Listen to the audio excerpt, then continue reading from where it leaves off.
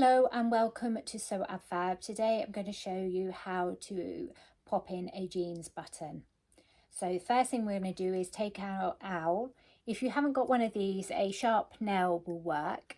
And what you do first is you create your hole by pushing it through and giving it a wiggle. Make sure you've got a nice hole. Come back through the other side just to make sure.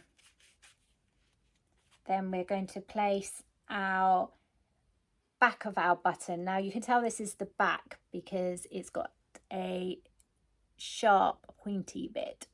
Okay, so and it's got little grooves on it, and this is what grips the button front. So we pop it through the back of our fabric like so. Let's give it a wiggle. Then we pop our top of our button on top. Okay, so it just sits on top. And then we're going to flip it over. Now you can see that I've got a protective bit of cloth underneath my button top. That's just so we don't damage it, but you do need to hit it on something hard. So I'm hitting it on a strong, firm table that's got a cutting mat on. They do recommend that you use an old iron pot or something, but this is what I had to hand, and I just wanted to show you how easy it is. You then get your hammer. So I'm hitting from the wrong side.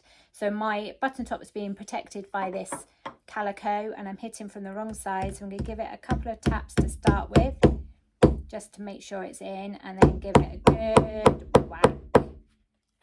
And that is that. How simple is that?